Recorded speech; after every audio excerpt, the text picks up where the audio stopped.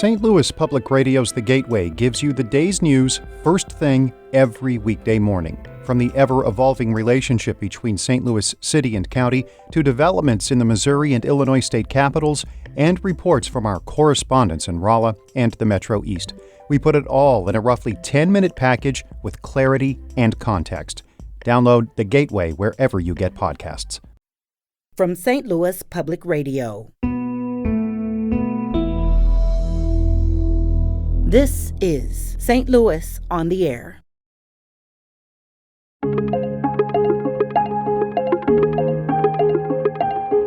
And I think that the Pentagon wanted to preserve the deception capability in case they wanted to use it in a future war.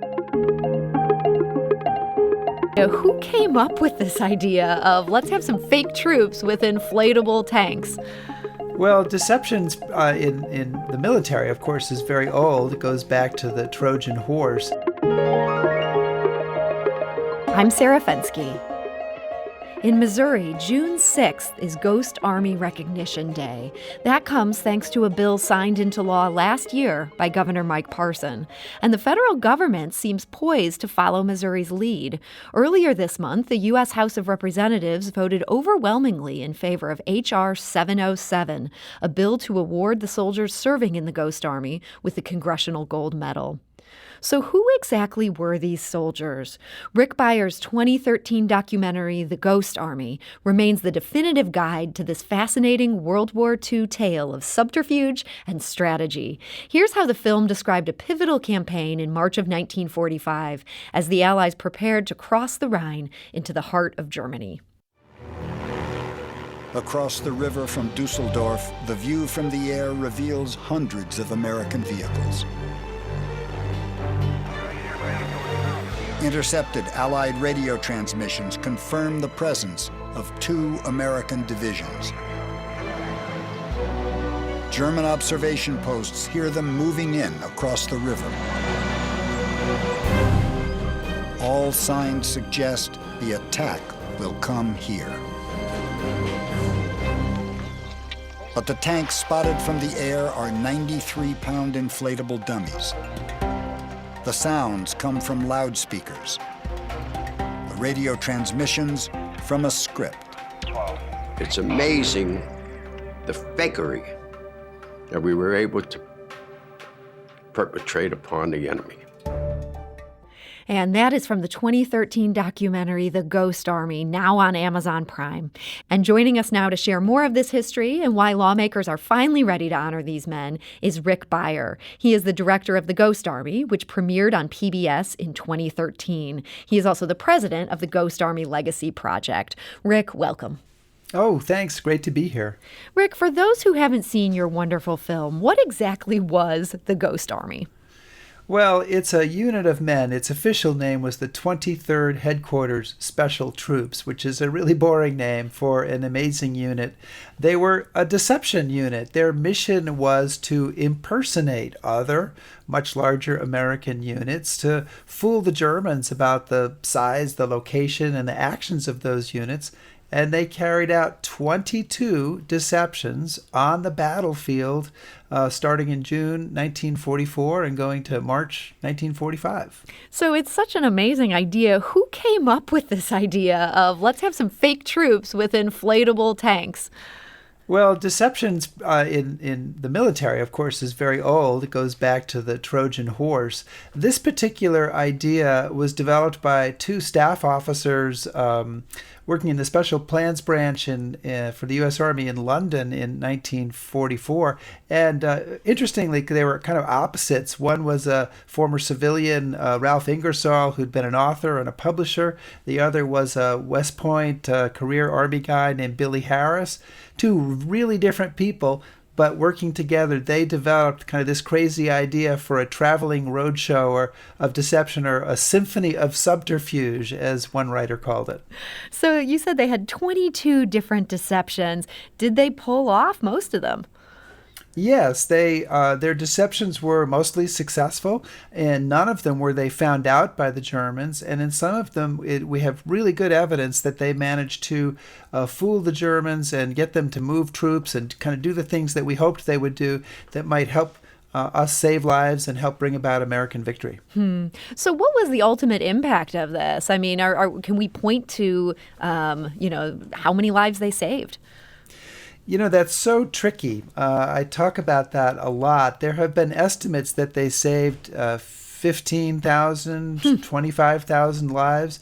But how do you know? You don't really know exactly. I have talked to soldiers, GIs who served in Europe who said, well, maybe they saved my life because, they were involved in an operation I was involved in. And that's very moving and meaningful. It's hard to know their exact impact, except I would say there's this one Army analysis of the unit done about 30 years later in which the author says, rarely have there been so few men who had such a great impact on a major military campaign.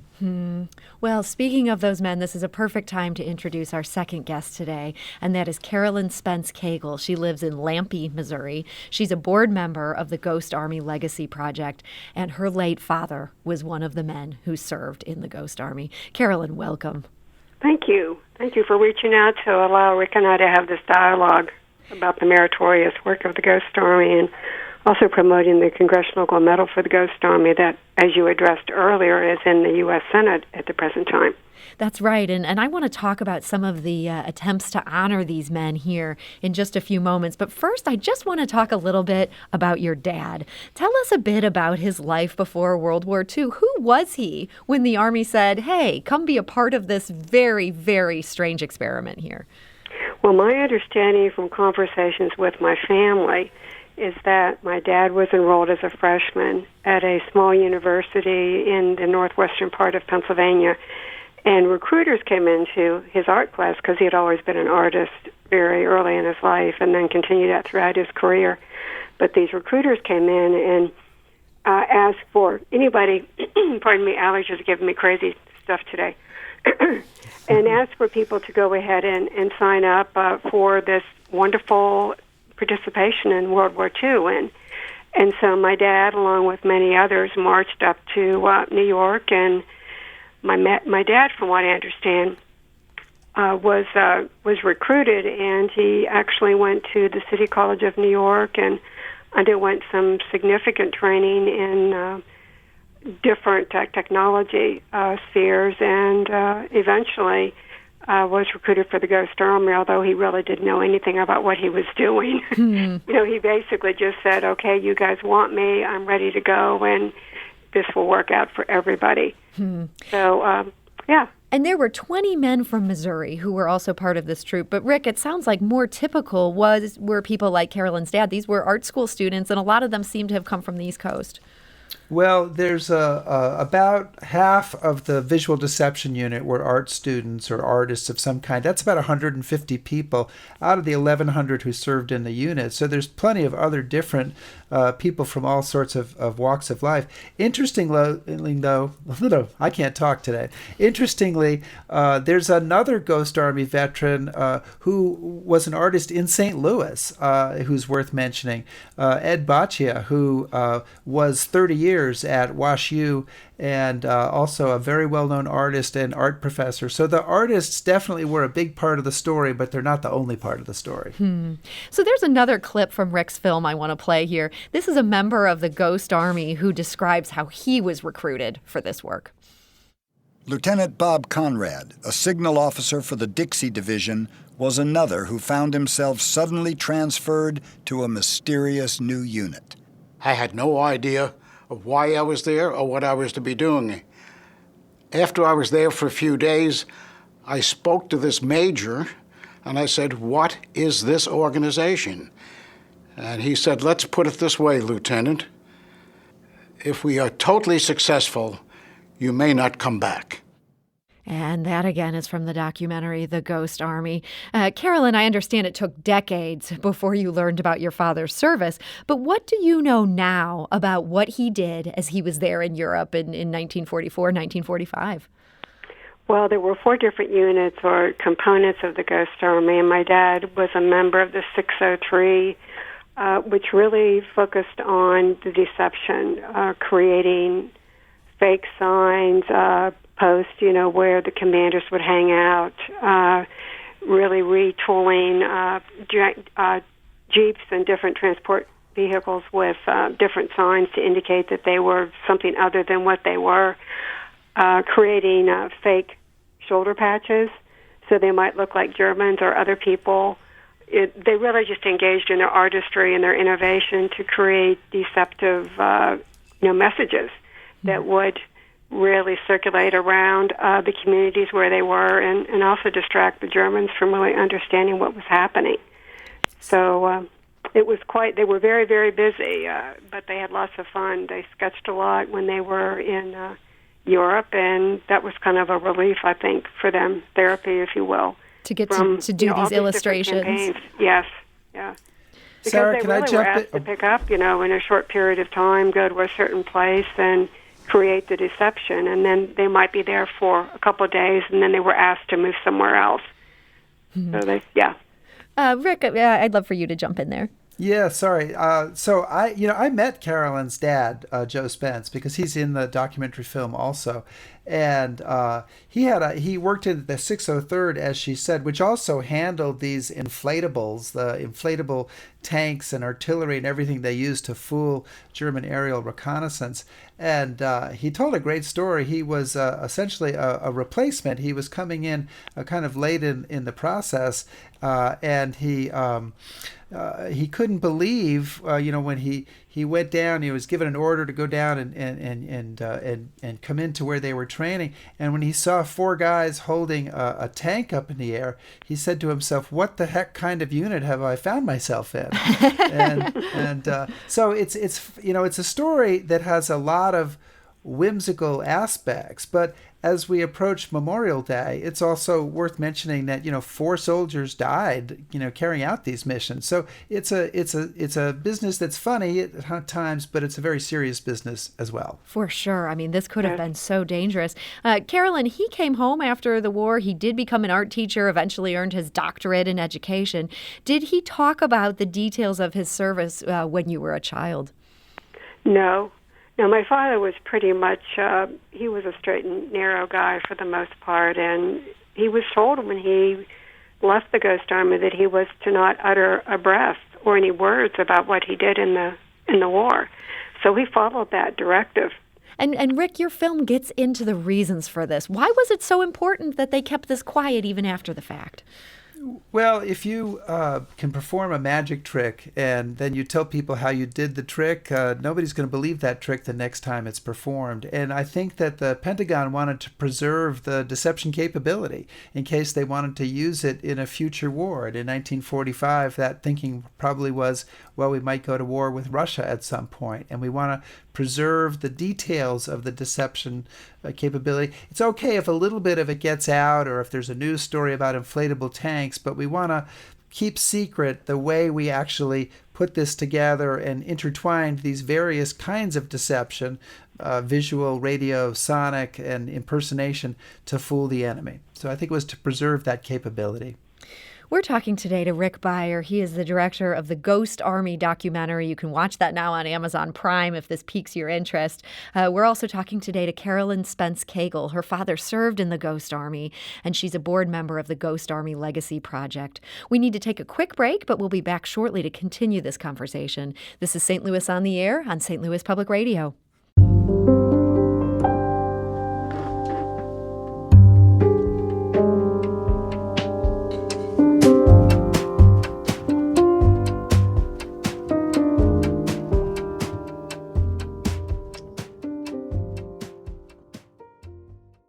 Support comes from the Missouri Forest Products Association. Missouri produces wood pallets, railroad ties, white oak barrels, hardwood floors, and more. Details on the variety of products made in the state are at choosewood.com.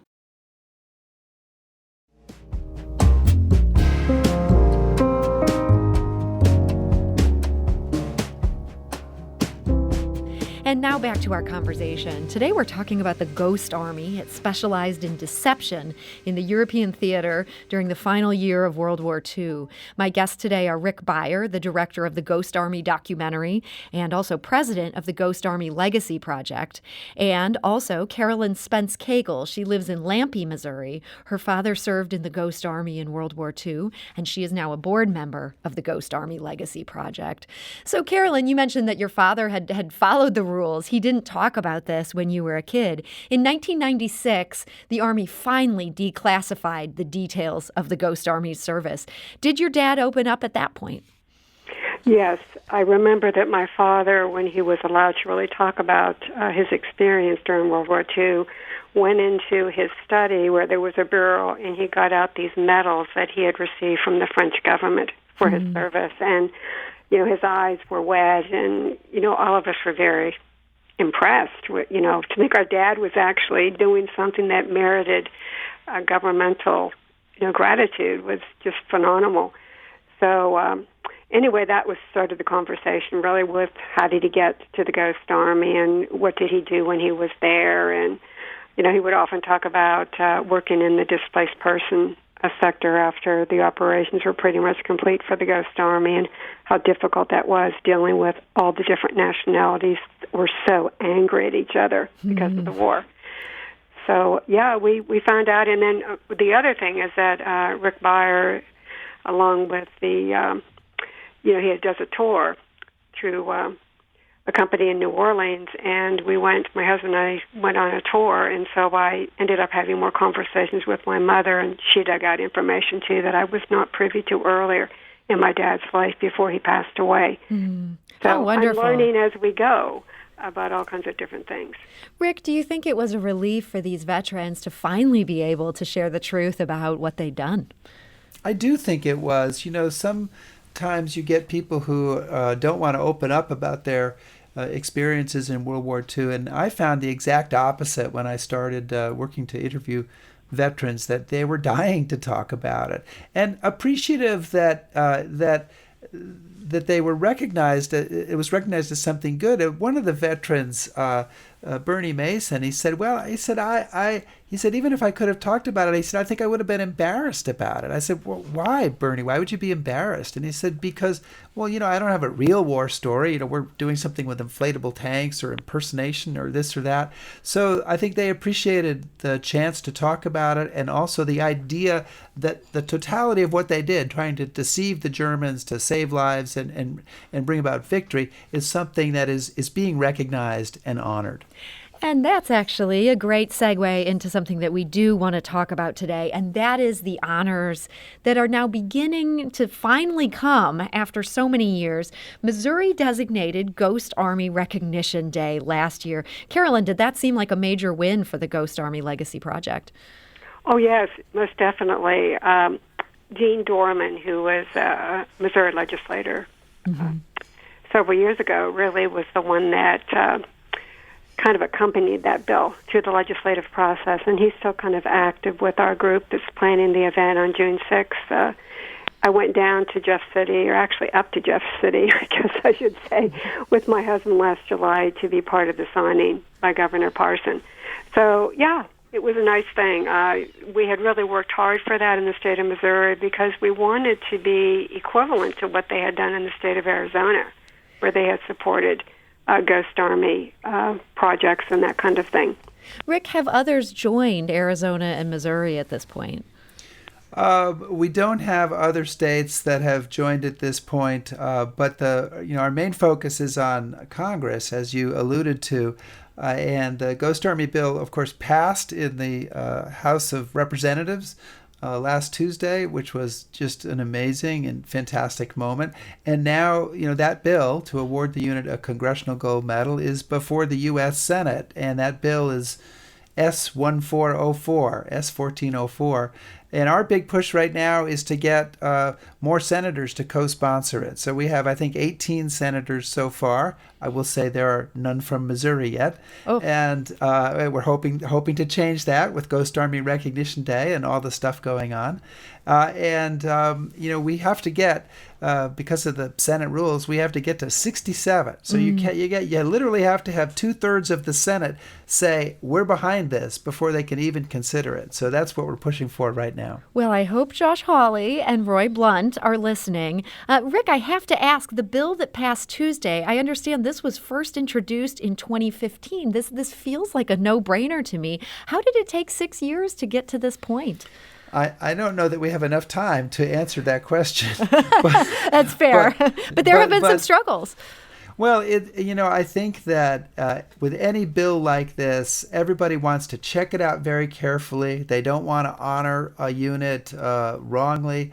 And then you need to put it on people's radar screen. You need to get it up to the top of the pile. And so that is really what requires the effort. I think once people know about it and once they understand what they did, they're amazed and blown away and usually want to get involved and help. But it's getting to that point for each individual legislator that takes the time. So, Carolyn, this effort could well yield congressional gold medals for the men who served in this. Your father has passed away. He won't be here to see that. Does that feel kind of bittersweet?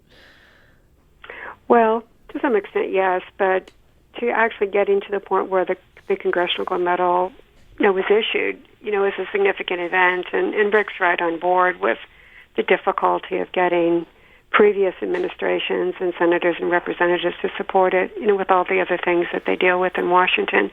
But we've got an incredible group that's working on virtual lobbying right now to really make that a priority for people, in the Senate to really co-sponsor the bill. And I have been emailing Blunt and Hawley, really pestering them, I would say, about their need to really step forward and support, particularly in regards to June 6th celebration here. And that need to act on this, to not wait another 6 years before the Senate brings passage to this.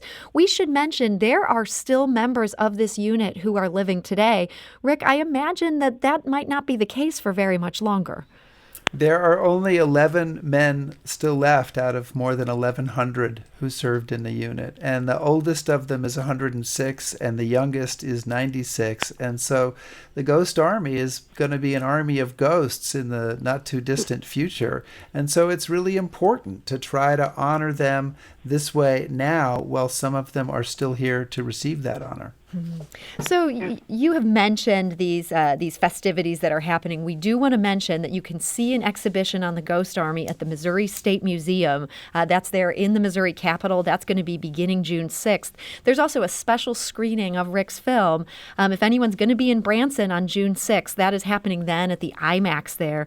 Details are linked on our website. That's stlpr.org. You do need to get reservations for that special event. But we'd encourage people, if you want to get involved in that, those are both great opportunities, and if you feel like putting pressure on Senator Hawley or Senator Blunt, that is Senate Resolution 1404. Is that right, Rick? Right. 1404. Okay. So just in our final moment here, Rick, I want to ask this question to you.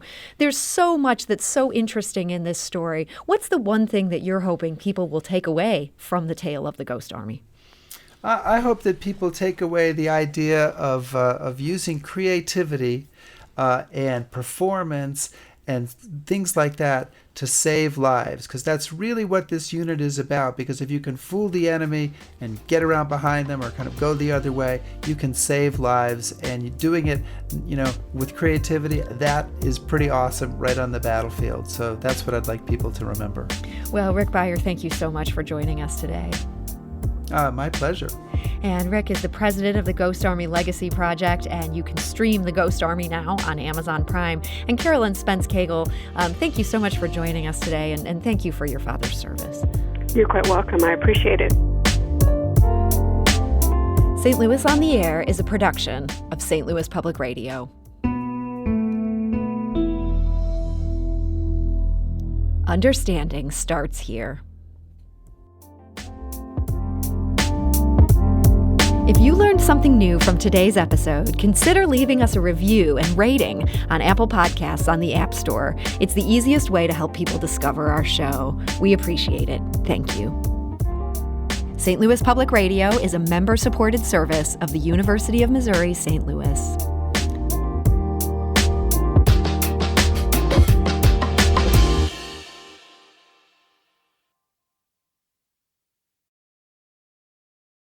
Support comes from Missouri Forest Products Association, committed to sustainable and sound conservation of the state's forests, which support more than 41,000 Missouri jobs, resulting in a $10 billion industry.